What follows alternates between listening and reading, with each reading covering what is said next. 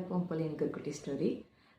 எதுன்னு பார்த்தீங்கன்னா, ஒரு ராஜா இருந்தாராமா. அவர் வந்து எப்போவுமே வந்து சூரியன் முகத்தில் தான் முழிப்பாராமா. அந்த சூரியன் முகத்தில் முழிச்சிட்டு தான் அவரோட டேவை ஸ்டார்ட் பண்ணியிருக்காரு. ஸோ எப்போவும் மாதிரி ஒரு நாள் வந்து காலையில் எழுந்திரிச்சிட்டு சூரியன் முகத்தில் முழிக்கிறதுக்கு வந்திருக்காரு. அப்போ வந்தவர் வந்து சூரியனை பார்க்காம அங்கே ஒரு சின்ன பையன் வந்து மாம்பழம் பறிக்கிறதுக்காக கல் எரிஞ்சிட்டு இருந்திருக்கான். டக்குன்னு அவரோட கான்சன்ட்ரேஷன் அந்த சூரியன் கிட்ட தான் அந்த பையன்கிட்ட போயிடுச்சு.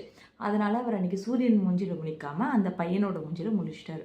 முழிச்சிட்டு ஐயோ அப்படின்னு சொல்லிட்டு திரும்பும்போது சடனாக வந்து அங்கே இருந்த ஒரு தூணில் வந்து இடிச்சுக்கிட்டார்.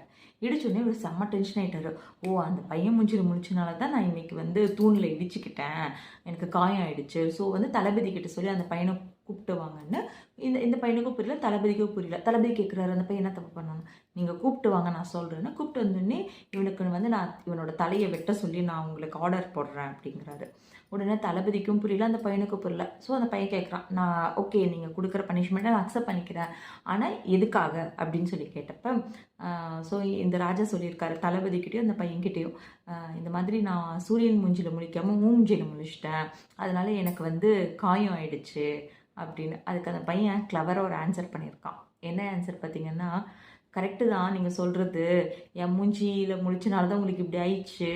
ஸோ என் மூஞ்சி இருந்தால் நிறைய பேருக்கு பாதிப்பு ஏற்பட நீங்கள் பண்ணுறீங்க, கரெக்டு. ஆனால் இன்றைக்கி நான் உங்கள் மூஞ்சியில் தான் முழிச்சிருக்கேன். என் மூஞ்சியில் முழிச்ச உங்களுக்கு சின்ன அடி தான், ஆனால் உங்கள் மூஞ்சியில் முழிச்ச எனக்கு தலையே போகுது பார்த்துக்கோங்க அப்படின்னு கிளவராக ஆன்சர் பண்ணியிருக்காங்க. ஸோ சூரியனை பார்க்காம அந்த பையனை பார்த்தது என்னமோ ராஜாவோட தப்பு தான், ஓகேங்களா.